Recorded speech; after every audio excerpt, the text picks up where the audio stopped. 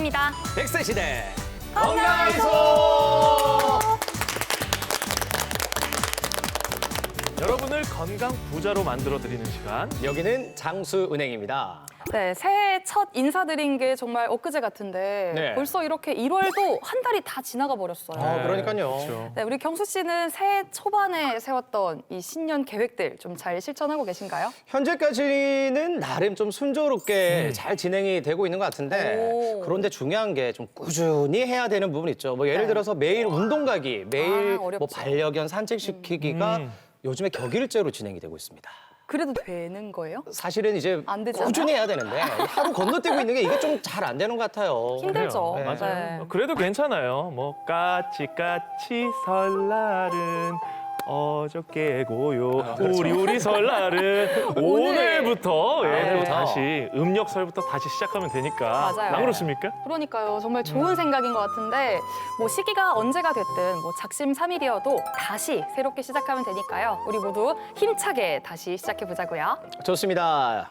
저희도 새마음 새뜻으로 출발해 보도록 하겠습니다. 네. 여러분의 건강을 또 한 단계 업그레이드 시켜줄 새 주치의분들이 함께 자리해 주셨습니다. 어서 오세요. 반가운 얼굴도 있으시고 처음 뵙는 분들도 계시는데 그럼 먼저 우리 공원호 원장님부터 인사 부탁드립니다. 안녕하세요. 처음 인사드립니다. 자고로 속이 편해야 100세까지 장수하는 법. 우리가 살면서 먹는 즐거움을 빼놓을 수 없는데요. 소화가 안 되면 각종 산의 진미도 그림의 떡일 수밖에 없습니다. 몸에 좋은 음식 마음껏 드시고 소화 잘 하실 수 있도록 더욱 세심하게 살펴드리겠습니다. 한방내과 공원호입니다. 차홍은 원장님도 오랜만에 뵙네요. 얼굴 좋아지신 것 같아요. 네, 얼굴이 좀 커졌나요? 1년 만에 이제 건강가이소를 다시 나오게 됐는데 1년 전에도 겨울이었던 것 같아요. 지금 또 이제 새해가 밝아오면서 이제 겨울인데 작년 겨울은 그렇게 추운 기억이 없었는데 올해는 유난히 추운 것 같더라고요. 그래서 와이프한테 물어보니까 너만 추운 거라 얘기하더라고요. 그래서 아마도 주변에 비슷한 친구한테 물어보니까 올해는 유난히 춥다 그러는데 아무래도 이제 나이를 한 살 한 살 먹어갈수록 안 추워하던 추위도 타게 되는 것 같습니다. 그래서 운동을 이제 조금 체력을 키워야겠다 싶어서 운동을 이제 시작하고 있는데 요즘 헬스장을 가면은 뭐 젊은 사람도 또 많이 있더라고. 나이 드실 뿐만 아니라 특히 남자들은 이제 넓은 이제 멋진 어깨를 가지기 위해서 열심히 운동하고 있는데 그래서 그런지 요즘 진료를 보다 보면 어깨가 아픈 젊은 환자들이 좀 상당히 많아요. 그래서 제가 이번에는 여러분의 어깨 건강을 단디 지켜드리러 나왔습니다. 정형외과 차홍훈입니다. 네, 김문찬 원장님도 오랜만에 나와주셨는데요. 어떻게 지내셨나요? 저도 오랜만에 출연하는 것 같습니다. 최근에는 아무래도 겨울이니까 춥다 보니까 저도 몸이 많이 움츠러지고요. 네. 뭐 밖에 외부 뭐 경기가 안 좋다 뭐 이런 마음도 좀 움츠러지는 것 같습니다. 그래서 저는 최근에는 외부의 어떤 약속보다는 저기 내부의 어떤 그 진료에 조금 집중하고 지내고 있고 다들 이제 연세가 드시면 허리 건강이 걱정이 되실 겁니다. 아무래도 허리가 건강해야지 여행도 다니고 맛집도 다닐 수 있을 거라 생각합니다. 대한민국 척추 건강을 책임질 정형외과 김문찬입니다. 네, 이어서 이혜주 원장님도 오랜만에 제 스튜디오에 또 찾아주셨는데요. 어떻게 잘 지내셨나요? 네, 잘 지냈습니다. 새해가 벌써 한 달이나 지났다니 시간이 너무 빨라서 믿기지가 않는데요. 이제 시작이지만 앞으로 남은 한 해를 조금 더 알차게 보내기 위해 노력하겠습니다. 혹시 여러분 마지막으로 치과 가신 게 언제인가요? 치아가 아프지 않아도 정기적으로 치과에 가셔서 스케일링이나 정기검진을 꼭 받으셔야 합니다. 치아 관리가 힘든 분들은 저희가 도와드릴 수 있으니 안심하시고 내원하시기 바랍니다. 여러분의 치아를 아트로 만들어드리는 치과 이혜주입니다. 김경민 선생님 반갑습니다. 오랜만에 또 얼굴 뵈니까 얼굴 전부 다 빛이 나시는 것 같은데 어떻게 지내셨어요? 네, 반갑습니다. 저도 작년에 출연했고 한 달 전에 출연 요청받고 제가 짧게나마 다이어트를 좀 했습니다. 그래서 한 3kg 정도 뺐고요. 네, 여러분들은 건강검진은 언제 하셨습니까? 아시다시피 숙제는 미룰수록 부담은 커져만 갑니다. 이왕 하실 거 미리미리 받고 편안한 마음으로 2025년 새해를 시작합시다. 가정의학과 김경민입니다. 자, 이렇게 든든한 새 주치의분들 또 모시고 출발해 보도록 하겠습니다. 똑똑한 코너죠. 건강 뉴스 쉽게 읽어주는 여자부터 함께 만나보겠습니다. 네, 안녕하세요. 건강 뉴스 쉽게 읽어주는 여자 오희주입니다. 오늘 첫 번째 뉴스 키워드는 친구입니다. 친구와의 우정이 노년기 건강에 중요한 역할을 한다는 새로운 여론조사 결과가 나왔습니다. 미국 언론의 한 보도에 따르면 전화 또는 온라인으로 이루어진 여론조사에서 정신건강 또는 신체 건강이 더 나쁜 노인은 가까운 친구가 없다고 말할 확률이 2배 이상 높은 것으로 나타났는데요. 50세 이상의 90%가 친한 친구가 1명 이상 있다고 답했고 75%는 친한 친구가 충분하다고 답했습니다. 그러나 정신건강이 보통이거나 좋지 않은 사람의 약 20%와 신체 건강이 보통이거나 좋지 않은 사람의 18%는 친한 친구가 없다고 했고 또 정신 건강이 보통이거나 좋지 않은 사람의 47%는 친한 친구가 충분하지 않다고 답했습니다. 네, 그러니까 이 친구들과 잘 지내는 것도 건강에 큰 도움이 된다는 말 같은데요. 어떻게 차홍은 원장님은 친구 좀 많으신 편인가요? 저는 친구가 그렇게 많지는 않거든요. 아, 그렇습니까? 네, 뭐 또 원래 연고가 이쪽도 아니고 네. 다른 쪽에서 뭐 부산에 내려와서 친구가 이렇게 많지는 않은데 또 원래 생각도 그렇게 친구가 꼭 많아야 된다 생각하는 건 아니었어요. 네. 근데 이제 이 뉴스를 보니까 지금부터라도 좀 가까운 지인부터 챙기면서 친구 관리를 좀 해야 될 것 같은데 나이가 들수록 이제 친구가 필요 없다는 분들도 있지만 사회적 고립이 심하면 내부피가 줄어든다는 연구 결과도 있습니다. 따라서 은퇴 후 노년기를 잘 보내기 위해서는 친구들과 함께 취미 생활을 하는 것도 괜찮아 보입니다. 네, 두 번째 뉴스 키워드는 초가공식품입니다. 초가공식품을 많이 먹을수록 허벅지 근육에 지방이 많이 끼고 이에 골 관절염 발생 위험이 커질 수 있다는 연구 결과가 발표됐습니다. 미국 연구팀은 초가공식품이 근육과 관절에 미치는 악영향을 파악했는데요. 분석 결과 초가공식품의 섭취량이 많은 사람일수록 MRI 검사에서 허벅지에 지방이 많이 축적된 것이 확인됐습니다. 또 연구팀은 이것이 장기적으로는 무릎의 관절염으로도 이어질 수 있다고 경고했습니다. 네, 요즘 가공식품 안 드시는 분들이 사실 거의 안 계실 텐데 이게 무릎 관절염까지 유발할 수 있다니까 굉장히 놀라운데요. 어떻게 이렇게 연결이 되는 거죠? 네, 앞서 이제 과자나 음료수, 냉동식품 같은 초가공식품을 먹으면은 허벅지에 지방이 이제 낀다고 말씀하셨잖아요. 네. 허벅지 근육이 강해야지 걸을 때 무릎에 가해지는 체중 부하가 근육으로 분산이 되는데 허벅지의 근육에 지방이 쌓이게 되면 근육의 질과 기능이 떨어지게 돼서 이런 작용을 잘 하지 못하게 됩니다. 그러면 움직일 때 하중이 무릎에 바로 전달되기 때문에 관절염이 발생할 위험이 매우 커지게 되는 것이지요. 네, 요즘 날씨가 춥다 보니까 이 무릎 관절은 물론이고 또 어깨 통증까지 호소하시는 분들이 굉장히 많으세요. 이 겨울철에 관절을 지키는 방법이 있다면 어떤 게 있을까요? 겨울철에 이제 관절 질환의 특징은 이제 날씨가 추워지다 보니까 긴장이 많이 돼서 아픈 것이거든요. 네. 그래서 관절이 긴장된 관절을 풀어주는 방법이 좋은데 저는 이제 관절의 유연성을 되찾기 위해서는 열과 이제 반복적인 스트레칭을 많이 권해드리고 있어요. 그래서 열 같은 경우는 쉽게 할 수 있는 게 이제 우리가 목욕탕 가서 반신욕을 한다든지 전신욕을 하면 이제 관절이 좀 위안되는 효과가 있고 밖은 추우니까 실내에서 이제 자전거 같은 운동을 하게 되면 체중 부하는 되지 않으면서 관절을 부드럽게 움직여줄 수 있기 때문에 제가 겨울철에는 많은 분들에게 이렇게 권해드리고 있습니다. 네, 지금까지 건강 뉴스 쉽게 읽어주는 여자 오희주. 그리고 차원이었습니다.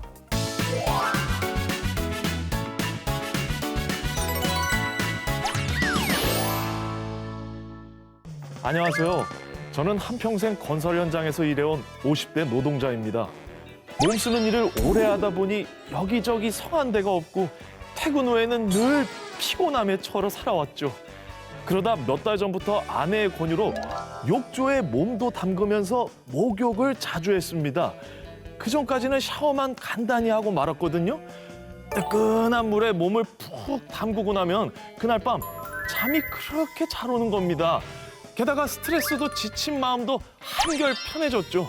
그 덕분인지 오랜만에 만난 친구들도 야, 무슨 좋은 일 있어? 로또 당첨됐냐? 얼굴이 확 폈네 폈어. 빨리 비결 좀 풀어봐. 제 비결은 목욕인데 다들 못 믿는 눈치입니다. 백장수, 우리 친구들에게 건강에 도움되는 목욕법 좀 알려주세요. 요즘같이 추울 때는 뜨끈한 물에 몸 담그는 것만큼 기분 좋은 건 없잖아요. 원장님들은 목욕 좋아하시나요? 옛날엔 엄마 아빠 손잡고 목욕탕도 많이 가고 그랬는데 이제는 그게 다 추억으로 남아버렸네요. 그나저나 좀 재밌는 에피소드 같은 거 없나요? 예전에 저는 목욕을 부모님이 자주 데리고 가진 않았습니다. 그래서 한 번 가면 뽕을 뽑았습니다. 쉽게 설명해서. 때가 왜 이렇게 많이 나오는지. 그래서 친구들이 떼돌이라고 놀렸던 기억이 납니다. 아, 그럼 이제 김문찬 원장님 떠오를 때마다 저 계속 떼돌이가 떠오를 것 같은데 지금 좀 괜찮아요? 네, 지금은 그래도 일주일에 한 번씩은 목욕을 가지만 예전에는 자주 가지 않아서 그야말로 진짜 때가 많이 나왔습니다. 그랬군요. 자, 그럼 우리 공원호 원장님은요? 올해 초등학교 2학년 올라가는 아들이 있는데요. 아들이 평소에 속 얘기를 잘 안 하는 편이에요. 그래도 목욕탕에 가서 단둘이 있을 때는 자기 이야기를 조금씩 하더라고요. 맞아. 그래서 최근 들어서 목욕탕에 자주 가면서 아들이랑 몸도 따뜻하게 하고 마음도 따뜻해지는 추억을 쌓고 있습니다. 좋습니다. 우리 김경민 선생님은요? 저는 원래 어릴 때는 이제 보통 엄마하고 공중목욕탕을 많이 가는데 고학년이 되니까 이제 아버지하고 갔거든요. 그렇죠. 갔다 와서 엄마가 이제 아버지와 갔다 온 소감이 어떠냐 해서 아버지가 좀 대충대충 하시고 너무 세게 한다고 하니까 그 다음부터는 아버지가 데리고 가서 2번씩 미는 거예요. 그래서 살이 막 좀 벗겨지고 너무 화상을 입어가지고 그 다음부터는 제가 친구끼리 갔습니다. 어릴 때부터. 아, 그렇군요. 그래 우리 이혜주 원장님은요? 네, 저도 옛날에 어머니랑 동생이랑 목욕탕을 자주 갔는데 개운하게 씻고 나와서 바나나 우유 한 잔 딱 마셔주면 그게 그렇게 맛있고 행복했던 추억이 있습니다. 그 당시에 그 바나나 맛 우유는 국룰이었죠. 그때 밀고 이렇게 목욕 다 갔다 오면 그 바나나 맛 최고였습니다. 우리 차흥훈 원장님은요? 네, 요즘은 저는 이제 목욕을 잘 가지는 않는데 그 시절에는 이제 부모님하고 일주일에 한 번 목욕 가는 것이 많은 집들의 뭐 행사였던 것 같아요. 그 시절은 뭐 부모님 여행 가고 이럴 시절은 잘 아니라서 다만 평범한 일상이지만 일주일에 한 번씩 부모님과 같이 아침 일찍 목욕을 하고 아침 식사하고 돌아오는 그 일상들이 지금은 가끔 너무 그립기는 합니다. 그러니까요. 예전에 어르신들이 뜨거운 탕에 들어가서 와 시원하다 하면 이해를 못했는데 이제 백장수도 이해가 됩니다. 뜨거운 물에 몸을 담그면 하루의 피로가 눈녹도 사라지는 것 같은데 이거 저만 그런가요? 저도 나이가 들어서 그런 걸까요? 왜 그럴까요? 저도 마찬가지입니다. 나이가 들면 아무래도 체온 조절이나 자율신경 저하가 발생합니다. 그래서 이제 우리가 따뜻한 물에 들어가면 아무래도 부경함 신경이 항진되기 때문에 심신의 안정에 도움이 됩니다. 그리고 이제 나이가 들면 누구나 이제 척추 관절이 다 뻐근해지거든요. 그 뻐근해진 거를 따뜻한 물에 담그면 근육도 이완되고 어떤 통증 면역이나 어떤 면역 기능의 완화, 증진에 도움이 됩니다. 그래서 이제 물론 이제 건강을 위해서는 운동이 필수지만 운동이 되지 않거나 운동을 잘 못하는 상황이면 따뜻한 물에 반신욕하는 것도 상당히 도움이 됩니다. 아, 그런데 너무 뜨거운 온도에서 이 온천이나 반신욕을 하는 분들도 있잖아요. 이 물 온도도 중요할 것 같은데 좀 어떤가요? 물의 온도는 40도 전후여야 합니다. 그 이상이면 피부의 유분이 과도하게 제거되면서 피부 건조증이 유발될 수 있습니다. 건조해진 피부가 가려워서 긁게 되면 상처가 생기고 상처를 통해 감염이 일어나 모낭염, 피부 농양, 모공각화증 등이 유발될 수 있습니다. 또한 차가운 외부 환경에 있다가 뜨거운 탕에 들어갈 때 급격한 온도 변화로 인해 혈압이 상승하는 히트쇼크가 발생할 수 있습니다. 심하면 뇌졸중, 심근경색 등으로 악화될 수 있어 고령자라면 특히 주의하셔야 합니다. 아, 그런데 이 요즘에도 찬물 샤워하는 분들이 있잖아요. 이 상상만 해도 너무 추운데 이건 좀 어떨까요? 네, 찬물 샤워를 할 때는 10도에서 21도 정도의 물을 사용하는 것이 좋습니다. 찬물 샤워도 면역력 강화나 활력 향상에 도움이 되고 모공이 일시적으로 조여지기 때문에 더불어 몸에 축적되는 백색 지방을 줄이는 갈색 지방의 생산을 도와 다이어트에도 도움이 됩니다. 하지만 찬물로 샤워하면 순간적으로 우리 몸의 혈관을 수축하고 이러면 정상적인 혈액 속도가 늦춰집니다. 그래서 심혈관 질환이나 갑상선 저하증, 고혈압이 있다면 찬물 샤워를 하지 않는 것이 좋은데 사실 샤워에는 정석이 없습니다. 그저 자기한테 맞는 샤워 스타일을 하시면 됩니다. 목욕하면 때밀이를 빼놓을 수 없잖아요. 백장수도 옛날엔 아버지와 형 이렇게 삼부자가 서로 때를 자주 밀어주곤 했거든요. 내 몸속 노폐물이 쏙쏙 빠지는 것 같아서 때 밀고 나면 건강해지는 기분인데 실제로는 좀 어떤가요? 떼수건을 이용해서 때를 밀고 나면 모공을 덮은 각질 등을 제거하는 데는 도움이 되지만 억지로 강한 힘을 주면 정상적인 상피세포까지 제거될 수 있습니다. 그래서 피부가 빨개지고 가려워지면서 피부 수분이 손실돼 피부는 더 거칠어집니다. 특히 건조하고 염증이 있는 피부나 아토피 피부염, 건선이나 백반증이 있는 환자분들은 증상이 더 악화될 수 있기 때문에 때를 가급적이면 밀지 않는 것이 좋습니다. 또한 목욕할 때 소금으로 온몸을 문지르는 분들이 간혹 계신데 이는 피부 장벽을 손상시키기 때문에 하지 않는 것이 좋습니다. 때를 꼭 밀어야 한다면 1년에 서너 번 정도, 많아도 한 달에 한 번 정도 미는 것이 좋습니다. 피부가 거칠거칠해지기 쉬운 겨울, 때 빼고 강낼 수 있는 올바른 목욕법이 있다면 차홍은 원장님 알려주세요. 네, 목욕은 이제 수분 손실이 크기 때문에 목욕하기 한 15분에서 20분 전쯤에 물을 한 잔 마시고 시작하는 것이 좋습니다. 물의 온도는 이제 팔꿈치를 물에 댔을 때 미지근하다 정도 느껴지면 이제 적당하다가 할 수 있겠습니다. 가벼운 샤워는 상관없지만 이제 목욕이나 사우나 등은 식후 1시간 이내에는 피하는 것이 좋고 목욕의 빈도는 주 1회 정도가 적당하며 탕에 있는 시간은 한 번에 15분을 넘기지 않는 것이 좋습니다. 네, 그리고 전체 목욕 시간은 1시간을 넘기지 않는 것이 좋습니다. 목욕이나 샤워를 마치고 나면 3분 이내 보습제를 바로 바르는 것이 좋고 목욕을 하면서 휴식을 즐기고 싶다면 좋아하는 음악과 함께 아로마를 활용하는 것이 좋겠습니다. 새해도 됐으니 목욕 재개로 몸과 마음을 정갈하게 하고 올 한 해도 힘차게 출발해 보자고요. 여러분, 거북한 수다 다음 주에 또 만나요.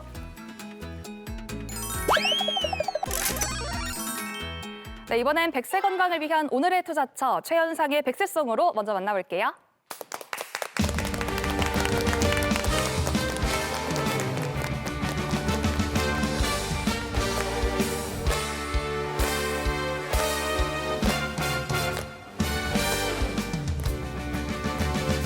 그대여 이렇게 내 건강 걱정이 되는 날에는 그대여 이렇게 동백꽃이 익어가는 날에도 너랑 나랑 둘이서 건강 검진을 하고 나서 지난 날을 생각하며 마음껏 웃고 싶구나. 몰래 아파왔던 이 내 몸 또 몰래 밀려드는 그 통증 지금은 건강검진하고서 맘 편히 생활하고 있구나. 그대여 고혈압 당뇨병 콜레스테롤 무서워 그대여 이렇게 방치해온 건강 찾고 싶을 때 너랑 나랑 경험한 자만이 아는 고통으로 내 눈물을 바라보며 이야기하고 싶구나. 몰래 아파왔던 이 내 몸 또 몰래 밀려드는 그 통증 지금은 건강검진하고서 맘 편히 생활하고 있을까.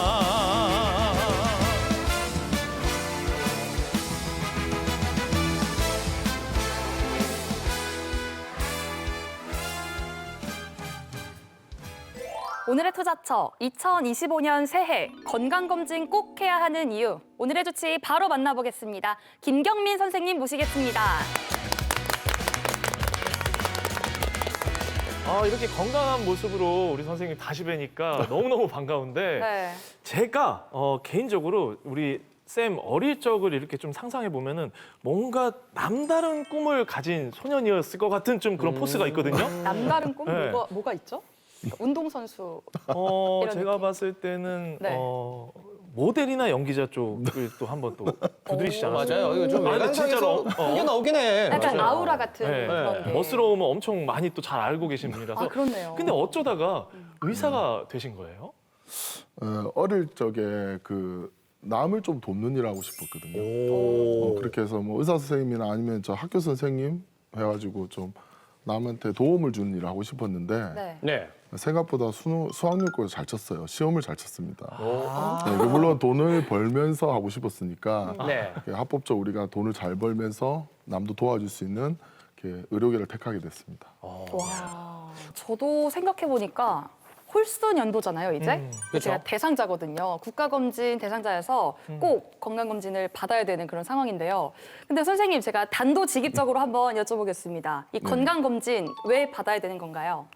건강검진은 질병을 조기에 발견할 수 있는 가장 효과적인 방법입니다. 네. 특히 암처럼 시간이 지나면서 빠르게 악화하는 질환은 건강검진을 해야만이 빨리 발견해서 치료를 일찍 시작할 수가 있어요. 근데 이 건강검진도 종류가 참 많더라고요. 네. 이게 어떻게 나뉘는 건가요? 우리 일반적으로 아시는 일반 건강검진이 있습니다. 우리가 짝수의 홀수에 따라서 2년에 한 번씩 국가에서 해주는 거 있죠. 네. 그걸 우리가 국가 기본 건강검진이라고 하고요. 생애 전환기 검진이라고 만 44세, 만 66세 때 추가적인 검사를 해줘요. 아마 이 만 44세와 만 66세를 기준으로 우리 어떤 노화가 더 진행이 된다든가 어떤 질환이 더 발견된다고 보는 거죠. 네. 그리고 이제 5대 암 검진이라는 거 있습니다. 국가가 지정을 했고요. 5대 암 중에는 첫 번째 위암이 있어요. 40세 이상부터 2년에 한 번 이제 위암 검사를 하고요. 네. 간암은 만 40세 이상 6개월에 한 번. 간암 같은 경우는 모든 분들 해주는 게 아니고 그 고위험군이 있습니다. 간염 보균자라든가 간경화 환자 같이 간이 좀 많이 안 좋으신 분들한테 국가가 지정을 해서 도와드려요. 그리고 대장암 같은 경우는 만 50세 이상 1년에 한 번 네. 분변 자멸 검사라고 대변에 이제 피가 있는지 없는지를 보는 검사가 있어요. 그리고 유방암 같은 경우는 만 40세부터 2년에 한 번 유방 촬영 검사. 이 검사는 이제 엑스레이 촬영을 하는 거죠, 여성분들. 그리고 자궁경부암이라고 만 20세 이상 2년에 한 번씩 검사를 하고요. 자궁경부암은 자궁이나 난소를 보는 검사는 아닙니다. 자궁경부라고 질 안쪽에 깊숙이 있는 그 부분의 세포 검사를 하는 방법입니다. 따로 추가 비용을 내면 검사할 수 있는 항목들이 정말 많던데 항목이 많을수록 무조건 좋나요? 대부분의 사람들은 건강검진 항목이 많이 해야지만 좋다고 생각합니다. 하지만 무조건 많은 검사를 모두 한다고 반드시 좋은 건 아니에요. 건강검진에 쓰는 영상 장비 중에 방사선 노출도 많은 경우가 있거든요. 그렇게 필요 이상의 방사선을 쬐면 몸에 좋지 않을 수도 있고 네. 또 건강검진의 비용도 많이 올라가고요. 그래서 건강검진 항목을 고를 때는 어떤 자신의 나이, 성별, 건강 상태, 가족력, 직업 등을 고려하는 것이 좋습니다. 요즘은 유전자 검사라고 있는데요. 피를 뽑아가지고 자신이 어떤 질환에 노출이 되었고 걸리기 쉬운 걸 알 수 있는 검사가 있어요. 이 검사의 가장 좋은 거는 한 번 하면 결과가 바뀌지가 않습니다. 유전자니까. 그리고 우리가 매번 비싼 종합검진을 할 수 없잖아요. 그렇죠. 검사를 해서 어떤 질환이 본인이 약간 노출이 되어 있다고 생각하면 그 다음 검사할 때 그쪽에 관해서 좀 정밀 검사를 추가하면 되겠죠. 그렇게 하고. 그러니까 이 유전자로 미리 또 알아볼 수 있다는 거잖아요. 네. 굉장히 놀랍네요. 네. 야, 구체적으로 저희 나이에 따라 꼭 받아야 할 또 검사가 분명히 있을 것 같은데 좀 어떤 검사가 있을까요? 20, 30대는 주로 기본 항목에 가족력이 있는 검사를 추가를 하는 것이 좋습니다. 이 시기에 가임기 여성은 자궁경부암을 포함한 검사랑 국가검진이 없는 갑상선 검사를 추가하는 게 좋습니다. 그리고 40대부터는 우리나라는 현재 40세부터 2년에 한 번씩 하는 그 건강보험공단 국가기본검사를 받는 것이 좋고요. 40대부터는 또 고혈압, 심장질환, 위대장질환의 발생 빈도가 늘어나서 네. 혈당, 혈압 외에도 심장 초음파나 내시경 검사를 꼭 추가하는 것이 좋습니다. 그리고 50대는 이제 뇌질환, 암에 취약하니까 그쪽에 관한 검사를 추가하시고요. 이제 60대가 되면 50대에 받는 검사에서 이제 호흡기 질환이나 골밀도 검사를 추가하면 좋을 것 같습니다. 그렇죠. 건강검진 너무 중요하고 꼭 필수적으로 해야 되는 건 잘 알고 있는데 그런데 사실 20대들은 젊고 막 아픈 부분이 많이 없다 보니까 안 받는 분들이 또 많거든요. 20대도 꼭 건강검진을 필수로 받아야 되는 건가요? 20대는 보통 건강하다 보니까 이렇게 건강검진에 소홀할 수가 있어요. 하지만 젊은 층이라도 불규칙한 생활 습관이나 식습관으로 만성질환에 좀 더 빨리 노출되는 경우도 많습니다. 네. 특히 가족력이 있는 사람들은 특정 질환에 취약할 수 있으므로 정기적으로 검진을 받는 게 좋습니다. 모든 건강검진에서 기본적으로 하는 검사가 혈액, 소변, 분변 검사인데 이건 어떤 걸 알아보기 위한 검사인지요? 네, 혈액 검사로는 이제 당뇨, 그다음에 이상지질혈증, 간질환, 신장 질환을 알 수 있고요. 소변 검사로는 요 단백이라는 항목이 있어요. 네. 근데 소변 검사는 요 단백 항목만 알 수 있습니다. 예를 들어서 요로 감염이라든가 혈뇨가 있는 경우는 발견되지 않습니다. 잘 모르시는 분들은 이제 소변 검사를 했으면 여러 가지를 찾을 수 있을 건데 왜 나는 건강검진을 매년 받고 있는데 왜 나중에 신장암이나 방광암이 나오느냐. 그런 거는 혈뇨라는 사인이 있거든요. 네. 그거를 건강검진에서 놓칠 수도 있어요. 그리고 대변 검사에서는 이제 우리가 분별 자멸 검사라고 대변의 피를 보는 검사. 이 검사만으로는 대장암이 심해지면은 혈변이 나올 수 있거든요. 그렇지만 초기 대장암이라든가 용종까지는 알 수가 없어요. 건강 검진을 통해서 이 암이라든가 네. 이런 거 조기에 발견해가지고 목숨을 구하시는 분들도 많잖아요. 그래서 선생님께서 정말 많이 보셨을 텐데 그런 분들 중에 좀 기억에 남는 분들 어떤 분들일까요? 주로 좀 젊은 분이 기억이 많이 남거든요. 이분이 체온 검진을 했는데 30대 초반인데 간 기능 수치가 너무 높은 거예요. 그래서 이분한테 설명을 들으니까 다행스럽게도 이분이 이제 제 말씀을 듣고 추가 검사를 진행했죠. 네. 그래서 그 다음 피 검사에서 간염을 발견했고요. 간염이 있으니까 또 초음파 검사를 했고 초음파 검사하니까 초기 간경화 소견이 나왔어요. 또 우리가 초기 간경화가 있으면 초음파만 가지고 검사가 조금 부정확합니다. 그렇게 해서 말씀드려서 또 복부 조형 CT를 찍었고 조형 CT에서 간 결절이 나왔고 그게 나중에는 초기 암까지 발견이 됐죠. 이분이 이걸 진행하는데 병원만 해도 한 5-6번 오셨고요. 검사가 그날 나오진 않거든요. 그래도 다행히 잘 믿고 따라오셔가지고 이제 완치하시고 이제 또 일을 하고 계세요. 이렇게 들으면 들을수록 이 건강검진의 정말 중요성을 새삼 좀 느끼게 되는 것 같습니다. 실제로 건강검진 덕분에 큰 병을 막으신 분이 계시다고 하는데 어떤 사례인지 화면으로 함께 만나보겠습니다. 건강검진은 건강관리의 시작이죠. 질병은 나이를 불문하고 찾아오기에 젊다고 해서 절대 방심해서는 안 되는데요. 평소 위장질환을 앓고 있는 우승수 씨도 오늘만큼은 시간을 내 건강검진을 받으러 왔습니다. 제가 좀 평소에 몸이 별로 그렇게 좋지가 않거든요. 네, 과민성 대장증후군도 좀 앓고 있고 그 위염도 좀 위험 때문에 속도 쓰리고 해서 주기적으로 건강검진을 받아야겠다고 생각을 하고 있었어요. 요즘 일이 너무 바빠가지고 늦게까지 일을 하게 되거든요. 그래서 또 밖에서 사 먹는 경우가 되게 많아요. 그러니까 제대로 뭐 건강한 식단 이런 거 챙길 일 없이 패스트푸드 이런 데 좀 의존하는 것 같고 그리고 술도 많이 마시게 되는 것 같고. 아직 나이가 젊어서 기본적인 피 검사, 소변 검사, 그리고 엑스레이 검사, 그리고 추가적으로 위 내시경하고 복부 초음파를 시행할 생각입니다. 그래도 이분이 평소 때 술을 좀 즐기시고 과민성 장증후군이 있다고 하셔가지고 위 대장 쪽이라든가 그리고 초음파를 통해서 어떤 지방 간의 유무를 볼 예정입니다. 혈액 검사는 단 한 번의 체열만으로 몸속 건강을 확인할 수 있습니다.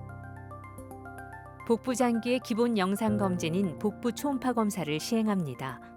간, 담낭, 췌장 등 복부 내 장기의 병변 부위를 관찰하고 진단할 수 있는데요. 영상 검사 중 가장 기초가 되는 검사입니다. 우승수 씨의 경우 속쓰림과 복통이 잦아 위내시경 검사가 필요했는데요. 입으로 내시경을 삽입하여 식도, 위, 십이지장 내부를 관찰하고 염증이나 종양이 있는지 확인했습니다.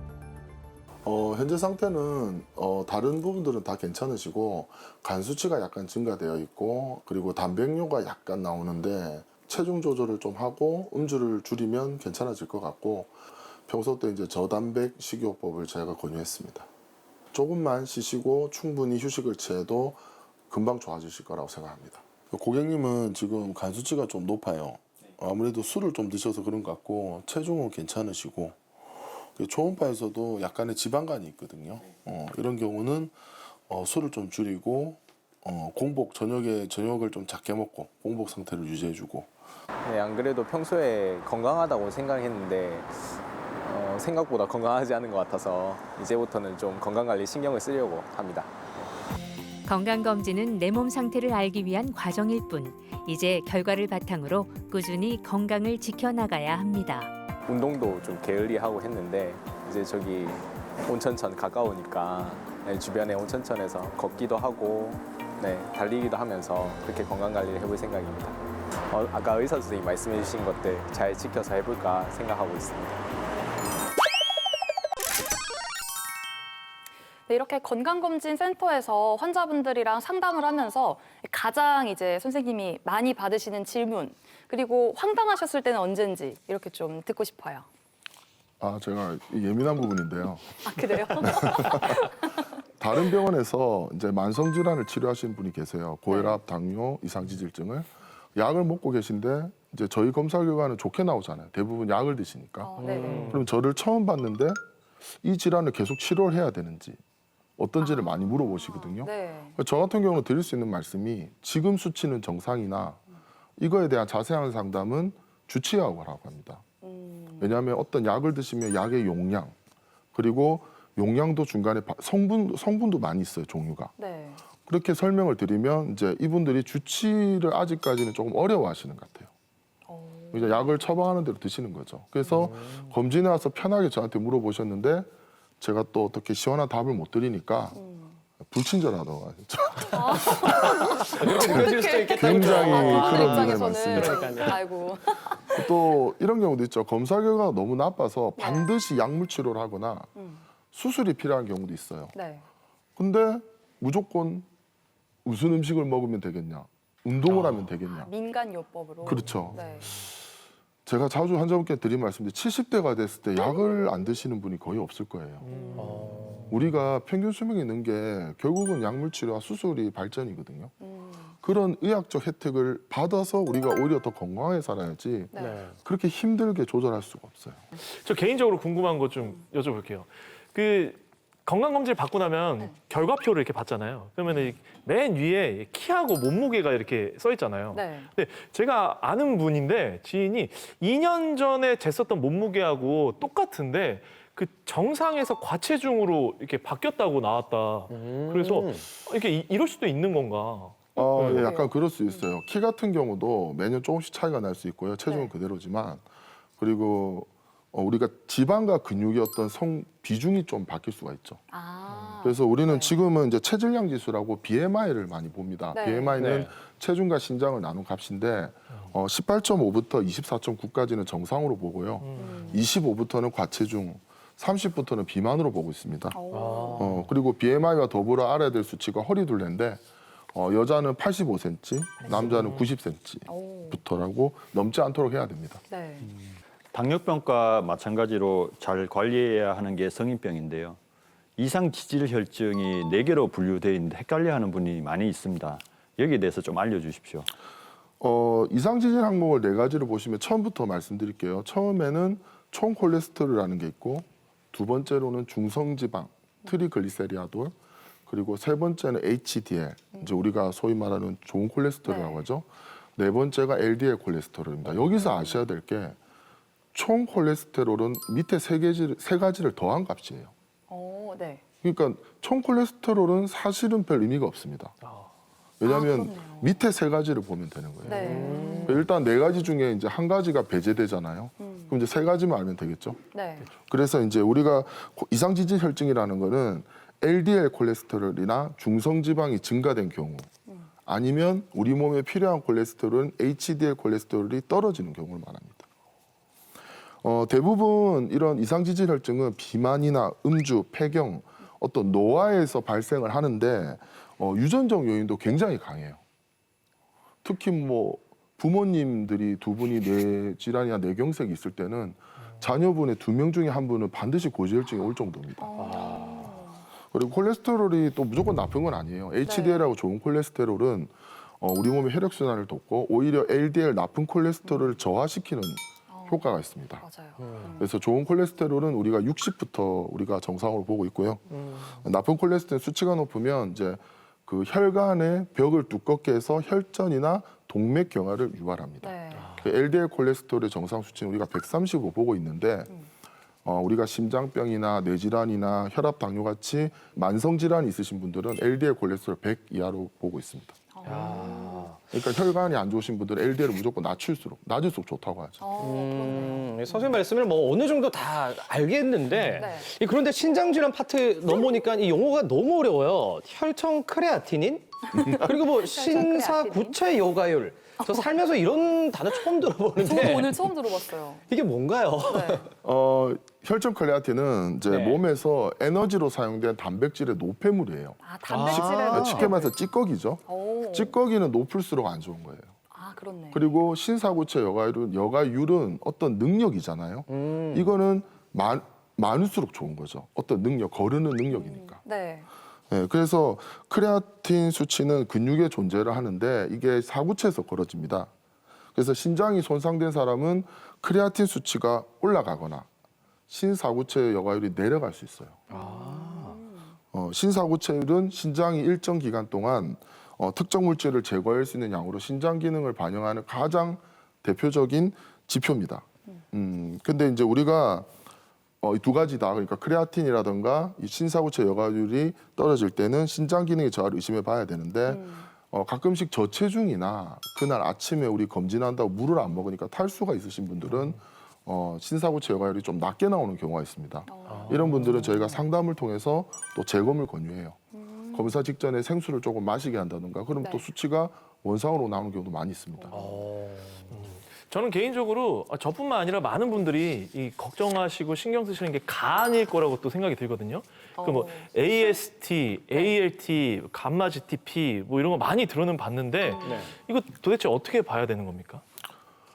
이제 술 좋아하시는 분들이 유의해서 봐야 될 항목이 간장 질환이고요. 먼저 감마 GTP는 주로 음주에 의한 간 손상을 반영합니다. 감마 GTP가 비정상적으로 높다면 알코올성 간 질환 확률이 좀 있어요. 네. 그리고 이제 AST와 ALT는 간 기능의 대표적인 지표인데 간 세포 안에 들어있는 이 효소인 AST와 ALT가 간 세포가 파괴될수록 숫자가 올라갑니다. 그러나 우리 몸에서 간은 회복이 가장 잘 되는 장기예요. 네. 그래서 살이 찐 사람은 살을 빼거나 술을 많이 드시는 분은 술을 줄이거나 운동을 너무 많이 한 사람은 오히려 운동량을 좀 줄이면 또 수치는 드라마틱하게 많이 좋아집니다. 특히 지병이 있거나 술, 담배 하시는 분들은 건강검진을 할 때 두근두근 걱정을 많이 하시더라고요. 이런 분들은 기본 검사 외에 몇 가지 더 받아봐야 될 게 있지 않나요? 우리가 담배를 피우시거나 고혈압이나 당뇨나 고지혈증 이 여러 가지 공통된 점은 혈관이에요. 혈관이 안 좋으신 병이기 때문에 이런 분들은 심전도 검사라든가 심장에 관한 검사를 추가하시는 게 좋습니다. 네. 그리고 B형이나 C형 간염 보균자는 간 초음파라든가 간 기능 검사 같은 것을 정기적으로 해보는 게 좋고요. 그리고 술, 담배라거나 좀 이렇게 운동량이 적으신 폐경후 여성분들은 골밀도 검사를 또 받아보시는 게 좋습니다. 이 건강검진 그 결과표를 받아보면 가장 많이 보이는 문구가 추적 관찰. 이게 되게 많이 보이더라고요. 이게 정확히 무슨 의미인지 좀 궁금한데 뭐 말 그대로 좀 이 결과를 지켜보자는 그런 의미인 건가요? 네, 건강검진은 당장 큰 병을 찾는 목적도 있지만 우리가 향후 어떤 병의 경과를 보는 경우가 많아요. 그래서 어떤 판독에 진료를 요한다, 네. 이상 소견이다, 추적 관찰 소견이 나오면 네.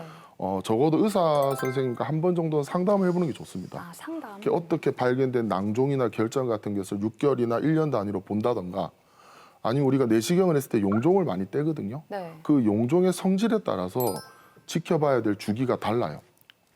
예를 들어서 이제 다른 병원에서 용종을 떼고 저희 병원에 오셔서 저한테 물어보시면 저는 알 수가 없는 거예요. 그걸 알 수 있는 거는 용종을 떼신 의사 선생님하고 같이 이야기를 하고 그래서 검진도 중요하지만 검사 후의 관리도 더더욱 중요하다 봅니다. 이 선생님의 말씀을 듣고 나니까 이 건강검진 꼭 받아봐야 될 것 같습니다. 이 건강검진 이제 앞두고 또 준비해야 될 게 좀 많은 걸로 알고 있는데 어떤 게 좀 필요한가요?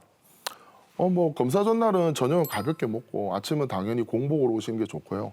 갈증이 심하다면 물을 많이 입에서 헹구는 정도로 그렇게 오시면 돼요. 네. 검사 전날에 뭐 늦게 먹거나 소화가 안 되는 물질을 먹으면 위에 음식물이 차 있으면 우리가 초음파할 때도 방해가 돼요, 검사에. 그렇죠. 내시경할 때도 음식물 있으면 아무래도 안 좋고요. 네. 예. 그리고 피 검사할 때도 혈당이라든가 중성지방 수치가 또 높게 나옵니다. 그래서 가능한 한 저녁 7시 전에 가볍게 드시고 목마를 때는 가볍게 물을 마시고 검진 당일 기상 직후부터는 공복을 오시는 게 좋습니다. 마지막으로 시청자 여러분들께 드리고 싶은 말씀 부탁드립니다. 네, 저는 검진센터에서 근무를 하고 있고요. 검진 결과에 따른 상담을 하고 있고 그에 따른 진료를 보고 있어요. 근데 우리가 검진과 진료의 개념은 다른 개념이에요. 검진은 미리 검사라는 개념이에요. 그리고 네. 내가 췌장이 궁금하거나 폐가 궁금하면 자기가 가서 검사를 할 수 있는 게 검진이에요. 네. 진료는 달라요. 검진하고 난 후에 결과에 따른 과정이에요. 그럴 때는 반드시 어떤 의료진의 의견이 들어가고 진료가 추가됩니다. 네. 이 개념이 다른데 우리가 보통 검진은 조금 과하게 하는 게 좋아요. 과유불급이라고 뭐든지 지나치면 좋지 않지만 네. 검진은 조금 더 과하게 하는 게 더 좋습니다. 네, 지금까지 건강검진을 통해 100세 건강을 지켜드리는 김경민 선생님과 함께했습니다.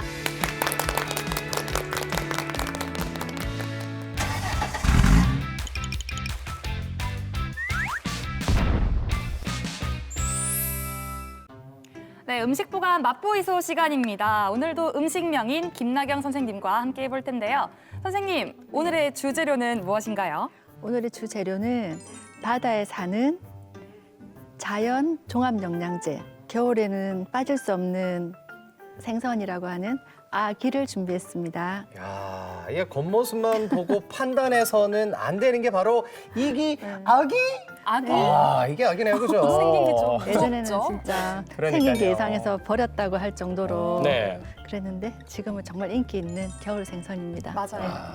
그러니까요. 선생님, 네, 가장 좋은 재료가 가장 좋은 음식을 만든다고 하잖아요. 네 맞습니다. 가장 신선한 아기를 고르는 방법 어떻게 해야 됩니까? 중요하죠. 다른 걸 모르겠는데 아기만큼은 정말 신선해야 되거든요. 네.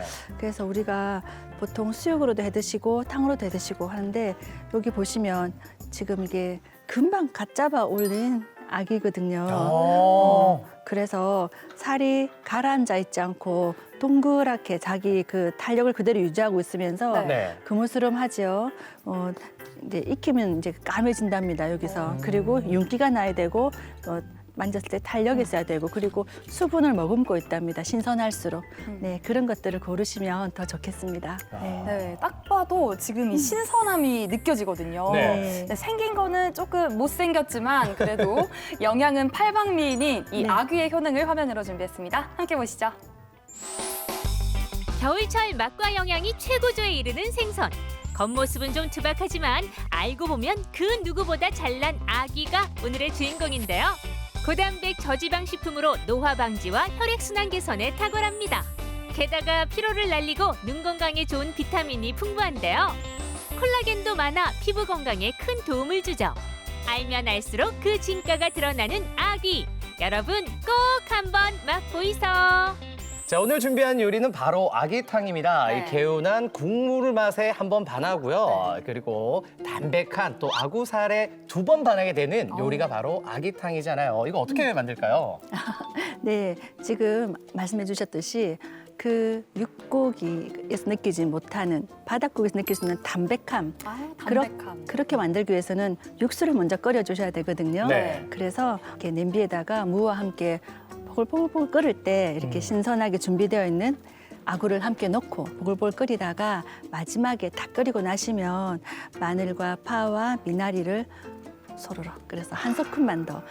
중요한 것은 오래 끓이시면 아니 됩니다. 아, 오래 끓이면 안 되고 네, 재빠르게. 오래 끓이면 바디감이 느껴져요. 무거운 물큰한 느낌. 그렇지만 요 아구탕은 시원한 맛을 느껴야 되기 때문에 넣으셔서 한 소끔 한 번 더 부재료 한 번 더 넣으시고 또 한 소끔 끓이시면 완성되는 그런 시원하게 끓일 때는 빨리 끓여내시는 게 비법이십니다. 자, 그러면 지금부터 입 호강을 한번 해봐야 될 것 같습니다. 네. 우리 선생님들 같이 한번 드셔보시면 좋을 것 같아요. 네.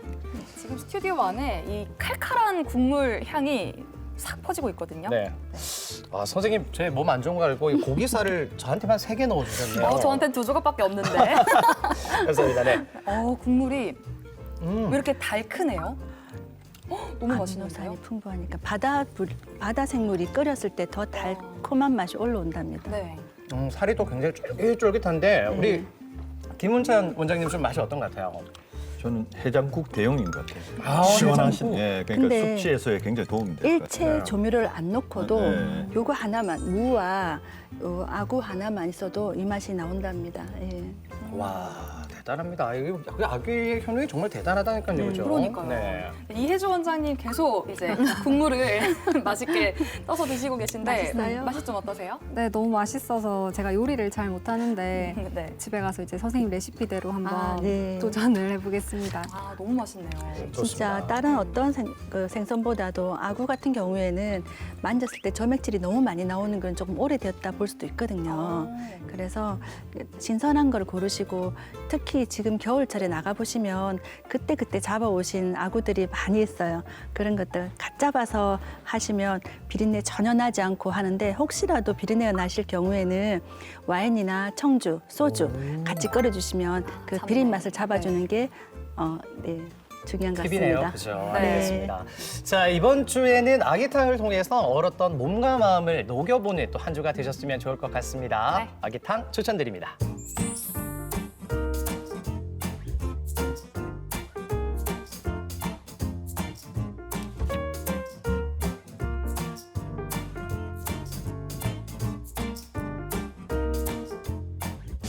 오늘 저희가 준비한 소식은 여기까지입니다. 네, 저희는 다음 주 이 시간에 더더욱 알찬 소식으로 돌아오겠습니다. 그때까지 100세 시대 건강하이소!